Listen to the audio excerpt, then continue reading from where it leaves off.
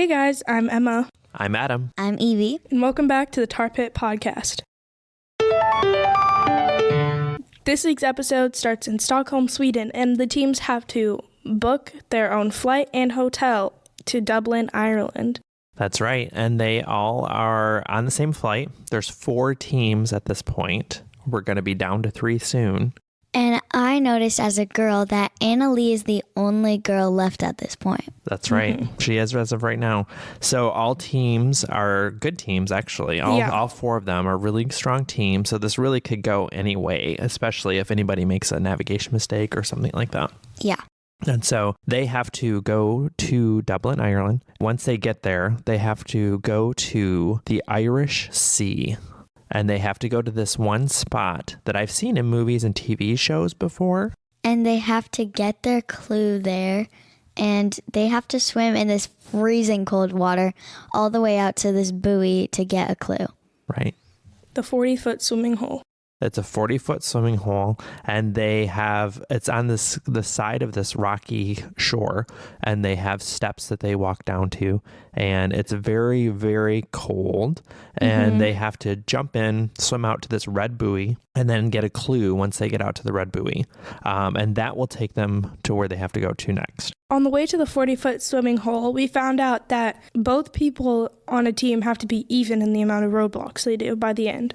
Right. So as of now, they're kind of discussing who's going to have to do the roadblock to balance out the numbers.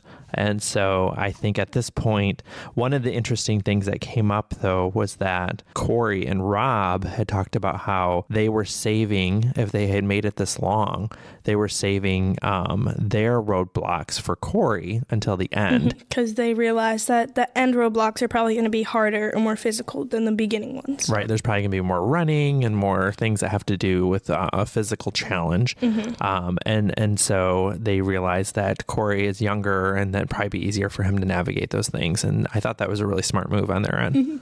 And Steve and Annalie mentioned that they thought that they had been even with roadblocks, but it turned out that Annalie had done 6 and Steve had done 4. So Steve had to do both the roadblocks in this leg. Yeah, and that's interesting too, because on social media channels, a lot of people are really dissing Annalie and saying that she's making her dad do everything. So it was kind of interesting at this point to see that numbers-wise, she actually has done more roadblocks than her dad. And it kind of proved some people wrong when they had said that she's making her dad do everything.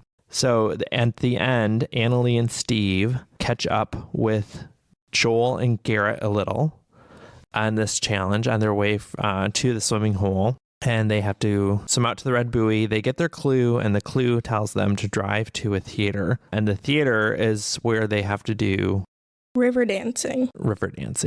And so how did that work out? So once you got there, it was a roadblock, so you had to pick one of the teams, and most teams had to automatically have one go because they weren't even. And so once you went in, you picked a dance instructor, and they showed you this really complicated river dance with quick steps, complicated steps, and it was long. Yeah. There was a large series of steps, and it was very, very fast moving. That would be hard to learn. So how else did they go? Well, Corey picked a really nice dance instructor, and like off to the side where he was talking, he was like, well, she's kind of cute. He seemed to be a little smitten with his instructor, didn't he? Yeah. That was funny. So all teams arrive and they practice. They practice with their coach, and it seems like John is very skilled at music and timing of music. He said that music is a language. Yeah, and he had talked about the different instruments that he's played growing up, and it seems like that's really helped him develop some skills on timing, which I think does help with dancing, so he can kind of step in time with the music and understand how it works. And he got it on his second try. So did Corey. Yeah. They were both really good at it. Yeah, they both were really fast at learning it, and they both did it on their second try and did really well. It did take Joel and Steve a long time to get it. That's true. Joel got it 8th try, but Steve got it on his 9th try, just before Joel. But he was faster. He got there first and was faster at doing it. Yeah. And so they were the ones who took the longest, Joel and Steve. And it kind of, in some ways, leveled out who was sort of vying for last place, I guess you would say. Yeah. It kind of caught everyone up at that point. And so they were at Riverdance, the world famous Riverdance, and they had to learn all the moves and the steps for a dance. They did it. John and Corey did really, really well. And they aced it and they left, and that took them to a stadium. They had to go to a stadium for another roadblock, and they had to play the sport of hurling. They did. They had to play the sport of hurling, which is something that we don't really see often or hear about often here. They said it was created to train warriors. And it said, like, on the clue, it would need a ball and a stick. So we were like, while we were watching it, we were thinking of all different things. We were thinking of like field hockey or like Emma lacrosse. thought like lacrosse. Or cricket even, because that's sort of popular in the UK area. And so, that we weren't sure, but hurling did not come across our mind. We weren't thinking of that at all. And apparently it is the fastest field sport. And I didn't even know what hurling was. So, Me either. Yeah. Yeah, and they get there, and the challenge was that they had to run down to the goal, run down the pitch, to the goal, and they had to earn some points, and their points were dependent on if they got a goal or if it was up in the upright position. A goal was 3 points, and if you got it in between the upright poles, it was 1 point. Okay. And then, and one of the nice things that popped up during that time was the interview with Corey and Rob. And Corey had talked about how Rob was a coach for his baseball teams growing up. And so that always brought them a lot of fun and pleasure and brought them close together, and also probably helped his skills for this. And Rob was excited because as a parent, I'm sure Corey's old enough now where he's not playing like Literally younger baseball. travel baseball and stuff like that. So it was probably a flashback for him, saying, just reminding him of those days where he would help coach Corey's team. Yeah, Corey, so it took him a little while to get it right, but he got it on his 7th attempt. Greg and John got there just after, and Greg got it super quick. He got it first try. Yeah. Yeah, that's true. Greg and John are just rocking it out. Yeah, they're athletic, they're smart, like they have everything. Yeah, they do have a lot of qualities that could really put them in a top position for this. I don't think I've seen them struggle on a challenge so far, like really struggle like most teams have. No, nothing where, and even if I guess there was a setback, they've always seemed to catch up somehow. So they've always been pretty strong. Corey, like we said, and John were very quick at the roadblock. So they had, once they finished going up the pitch and earning their points, they had to then go to another challenge for each team member at a pub. And at the pub, they had to recite passages from a famous Irish novelist. These poems or like these passages made like no sense. Greg and John said that it was like Dr. Seuss on steroids. Like it was so confusing. It was very confusing when they were reading them. The words didn't make sense. Yeah, it was very hard to understand. Last, first, last, nor last. Yeah, I mean, they were so bizarre. I even wonder if we would understand it when it was in context. And once again, Rob and Corey got there first. And Rob, since he does sign language, like it was really easy to memorize like hand motions. And they got it on their first try.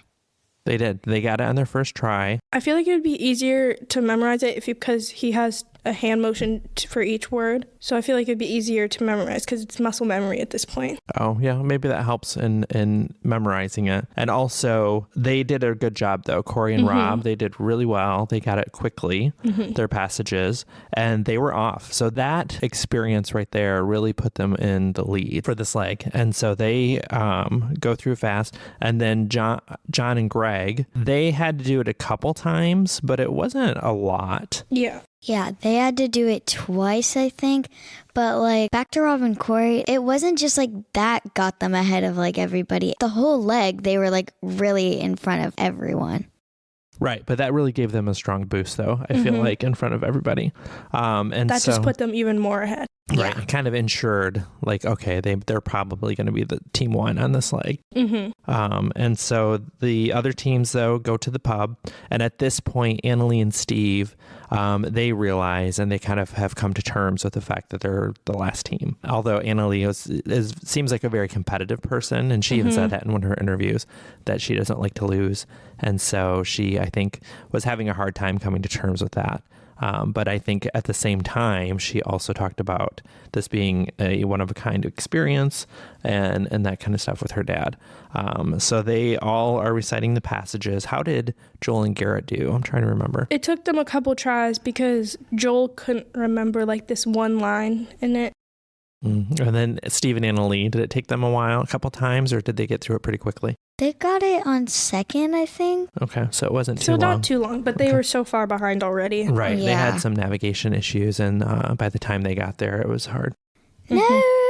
Yeah, and then after that, though, they It go was to a the pit pit stop. So it was a pretty easy, breezy episode in some ways, a leg. But the challenges were difficult. They were. But you know what I noticed is there wasn't really any detour on this one. So that was very unique. Well, there's only 4 teams, so what are you going to do for a detour? Well, still, I mean, they can do something, I guess. Yeah, I guess it makes sense, though. Once it narrows down, they whittle down the detour options. Yeah.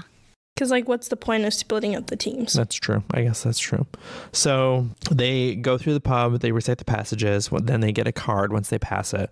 And the pit stop for this episode is at St. Patrick's Cathedral in Dublin. And so they arrive, and who is first, Evie? First is Rob and Corey. They got their first, and they got 1 key cash for a trip to Fiji on Expedia. I want to go to Fiji. It's really pretty. Honestly, I don't know where Fiji is. It's like an island in the middle of the ocean. Oh, well, Greg and John got second. Joel and Garrett got third, and Steve and Annalie got eliminated. And that was hard for me because when we were on the interview with them, I feel like I really connected with them. I just connected with them because they seem really, really nice. And Annalie has 2 golden doodles, and we have a golden doodle, so. Yeah. That's true. And also, I'm hoping, as of right now, while we're recording this, we have been talking with Steve and Annalie and trying to line up a time to interview them and talk about their experience. I'm hoping it works out. I'm not sure. If it Fingers doesn't, crossed. If it doesn't, then we will just replay our intro interview so people can remember what it was like to meet them at the beginning of the season. But I'm hoping that we'll have the exit one. Yeah. Yep. So now we're down to 3 teams, though. Yes. We're down to the final 3, and it will be the finale. Yeah. Coming up next Wednesday. Yeah. And the next season premieres in March. So we have a little bit of a break, and we'll be off during that time. And the final 3, though, we have are Rob and Corey. Rob and Corey, Greg and John, and Joel and Garrett. And out of those 3, who do you think will win it? I think it's going to be Greg and John, but I want Rob and Corey. Okay. I don't know. I feel like it would either be Rob and Corey or Greg and John because, like, Rob and Corey, they have hit, like, every challenge, like, out of the park, and they have got it done really quickly. But Greg and John, like, they're a really strong team. They can play the catch-up game. Yeah, for sure. They can, especially when it's a longer leg like the finale usually is. And they've both, I don't think either of them have gotten a second to last place. Like, they've always been in the front of the pack. That's true. Joel and Garrett have been in the back of the pack for like half of the race and are just now starting to move up. Yeah. I will say, though, one of the things that's unique about this season is that all 3 teams have a good shot of winning. They do. And all 3 teams I like. Me too. Me too. So I'd be happy with any of them winning. Yeah. It's not like in previous seasons where there's like a team that people don't really like or like a team that's not very strong that gets into the finale. Yeah. Like these are 3 strong teams that people like. Right. And they all have their own strengths too. Yeah, and like in one of the seasons, Brooke and what's his name? They like fought like a lot, and we didn't really want them to win, but they got first. Oh, that was won. the blind date season. Yeah. Oh yeah. Yeah, that's right. I remember. So yeah. Yeah. Somebody like They that. fought so was much. so funny. Yeah, that's a time where I'm like, I'm not a big fan of hers. That Yeah. season was so weird. Yeah, But then, I like- felt sorry for her partner, that guy. Yeah, but then at the end, they were working together, and I didn't really like them that much. I don't think anyone found love on that season. Yeah. No, nobody found love for sure. But there were some teams that were actually dating that went on that season, and then it was a mixture of blind dates and people that were in relationships, right? Yeah, I don't think anybody left their blind date thinking they found the love of their life. That's for sure. But even then, there were some blind date people that got along well, like the I want to say the police officer or the firefighter. Yeah. And she was also a police officer? Yeah, she was also a firefighter or police officer. But they got along really well. They seemed really nice together. I feel like people found really good friends on that show, on that season, but not people you would date or anything. Yeah. Yeah. But it was interesting though. And like we said, there are times when people win or at least get in the top 3 and you're like, but these are all teams that are just really nice, really strong. I liked how all of them at some point have helped another team without, again, it's still a competition, without giving away their standing. Yeah, they helped, they pointed them in the right direction. They helped guide them to the right answer, but they never gave it to them. Yeah. And also, and that's fine. It's a competition. I get it. But at least they're nice though. They weren't mean or snarky about it or anything. Yeah, but except for Ashley, when Rob, when they had to get that combination, it would be hard for Rob to ask somebody, so Ashley just gave him the answer. That's true. That was really cool of her. Alrighty, well, hopefully people will hear the interview with Steve and Annalee coming up. And if not, then we'll replay our get to know you interview with them. So thanks for joining us. Thank you. And we will see you and have a longer episode after the finale and really dive in. Thank you. And hopefully talk to the winners. Hopefully. Bye. Bye. My name's Steve Cargyle. I'm 54 years old. I live in Petty, Texas, which is kind of a suburb of Dallas, Texas, but closer to Paris. I live out in the country on a piece of land and have just me and my wife and all of our animals. I don't get to the big city very often, but the show sure put me in a lot of big cities, and it's nice and quiet around here and slow paced life. And The Amazing Race sure picked that pace up a whole lot. And it was, probably the most rewarding, it's the most awesome experience I've ever had. And being able to do it with my daughter was priceless. A memory I'll have the rest of my life and cherish. My name's Annalee Wilson, and I'm married, and I have my 2 dogs. They're 2 golden doodles. Their names are Mowgli and Akiwa. By trade, I'm a speech and language pathologist. I went to Baylor, and that's where I got my master's degree. But since then, I've transitioned, and I kind of consider myself a multi-passionate entrepreneur because I'm a private flight attendant. I also own a business called Bucket List Retreats. I'm also a travel blogger. I do some promo modeling. So I definitely kind of dabble in everything, so to speak.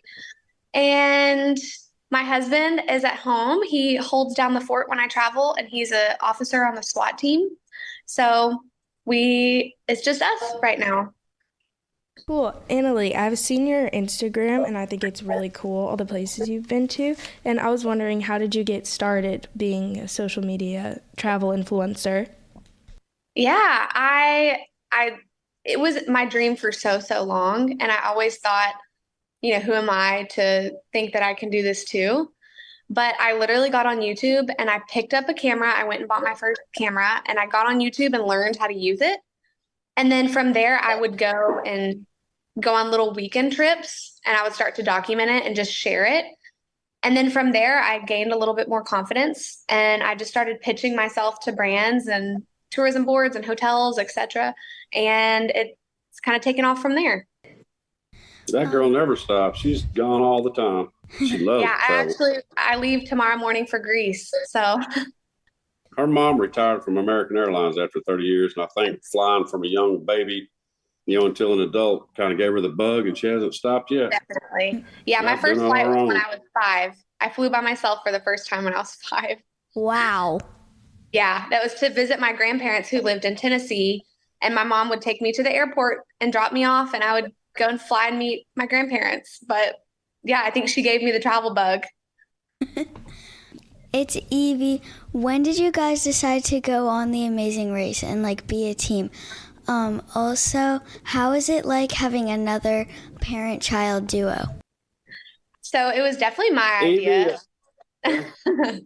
I've auditioned for the show twice before and never heard anything back, but I think it was because I was busy trying to be somebody that I really wasn't. I was just trying to prove a point. I don't know what I was trying to be, but I think when I just went out there and realized that my dad and my dynamic was, we just had fun and we were funny and he always cracked me up. And I was like, well, why don't we just try to do it together? And he was not about it at first, but then he finally agreed. And of course we were goofy in our audition tape. And I think that's ultimately why we got on, was because of him. I agreed. I'd agree just because you bothered me about it. But Evie, she made a very good video and was able to edit it all together, and it really did look good. And I thought, well, there's a small chance, like a 1 in a million chance. But watching the show and thinking how small of a group gets picked to do it, my confidence level wasn't real high until they started calling, and then it kind of was nerve wracking after that. The rest of the process. And I'll definitely say that having another parent, son, mother, daughter duo, like having other parent, family teams on there, it was really cool to see how their dynamic was, because I know there was another mom and daughter and then son and dad duo. And it was just cool to see how they interacted. We liked it. It was cool. This is Emma. How long have you guys been fans of The Amazing Race? Ooh, a long time. 35 seasons worth. Yeah, I feel like growing up, seasons worth. Especially when we had land all my whole life. We've had land growing up, and Dad and I would do little challenges, and he would always prank me and put me through fun little challenges, almost as if we were like racing or competing in something. And so I feel like my whole life I've been training for this race. That's too funny. Outside of The Amazing Race, what are some of your favorite TV shows or shows that you stream, just so we get to know you guys a little more? One of my favorite TV shows is The Mole. I love The Mole, and I feel like I get so into it because I'm positive every single time I know exactly who it's going to be. And then every single episode, I think it's someone else. So it definitely keeps me on the edge of my seat. I love that show. It's Evie. Annalie, since you're a travel influencer, is there one place in the world that you haven't been able to go to yet that you really want to? Yes, New Zealand. That has been a place on my bucket list forever, cool. And I just haven't gotten there yet. So maybe next year will be my year, but I have never been there. Nice. Well, I said I'd go there with you. Where, New Zealand? Yeah, and that's where Phil's from too. That's where Phil's from. Oh, I know. I kept asking Phil the whole time. I was like, can we go to New Zealand? Can we go to New Zealand? That's too funny. So if you were to ask back, speaking of Phil, if you were asked back for an all-star season, would you guys do it again? Heck yeah, but I would put him through some boot camp. Of course. It's not going to do any good. There's a certain age your body just breaks down. Now they broke down. Oh my gosh. He's going through boot camp, but yes, I would 100% go, and I would drag him along with me. Nice. I'm not going to boot camp. Yeah, you are, or else I'm going to yell at you again. It's Evie. Will you guys come back on the show to talk about season 35 more, since you didn't really get to say anything after your last episode airs? I would love to. We had such a great, I think the whole cast was great. Really, all 13 teams, we all got along so well. And I think we'll probably all be lifelong friends after the show. Yeah, I enjoyed everybody. I still talk to a few of the cast members every single day. And we have an ongoing group message that we all message in. And like I said, I feel like they're my second family now, and I trust them and I rely on them. And it's just cool to kind of see the aftermath of going through an experience like that and now into real life, how people are. And I just think it was a really good cast. Everybody truly was like who they were, on the show. And I respect everybody and I love everybody. So that's awesome. This is Emma. Very true. How can your fans keep up with you now? Like, I know, Annalie, you have your Instagram, but do you guys have any other social media or any other projects that you want people to know about? Shoot, I tried to teach them Instagram. And I'm not very good at that, but all my fans follow me on my wife's Facebook page. I don't have any social media. He probably has his chicken account. You can keep up with him. Whatever chickens are there's doing. a dirt road. If you come down the dirt road and look over the fence, you'll probably see what I'm up to. Yep. Yeah, that's about it. And that's exactly why I needed him so badly to go on The Amazing Race, because he needed to get more worldly. He was old Texas boy just on his farm, and I thought it was about time for him to see the world, and he saw it. Well, that makes for good TV. I saw it. Well, Steve, you're going to have to get used to it, though. After the show airs, you're going to have a certain level of fame. Yeah, Dad. You heard. Well, we're having a launch party and whatever. It is what it is. I'll just take whatever comes. I'd just rather not take my picture, but Oh my goodness. it was a blast. That's too funny. Well, thanks, you guys. I really appreciate it. Thank you. Thank y'all so much for having us on. Y'all are doing great with this, and I can't wait to keep up. Oh, thank you so much. That was really great. It's nice to see a parent, a father-daughter team on there too. So it gives us a little. We always talk about that. Like, well, could we do it together? I'm not sure. Yes. Should we? You might kill each other. You but might you want to can do watch the show first. Yeah. We'll take some tips. I'm thinking, will I stay alive 2 minutes? That's right. Yeah, it's tough, especially when you go from not living with someone for 10 years and being on your own, and then moving back in with them and being with them 24/7. I mean, we couldn't be 5 feet apart. And so that was really, really challenging for me, because I'm so independent, and I know he is too. So it was like a level of we had to get used to living together again. Yeah, that's so funny. Steve, I just have one last question. What were some of the excuses you came up with when you couldn't tell people what you were doing? You know what? Really, out here, I didn't. I just kind of disappeared, and my wife took over our company and kind of rolled the guys and kept them busy. And I just told them that I was going for an extended getaway and that I'd see them in a couple of weeks. But that couple of weeks stretched out to a month. And you know what's so funny with me and my account? I usually post on Instagram every single day. And my husband actually had to take over and pull Instagram husband status.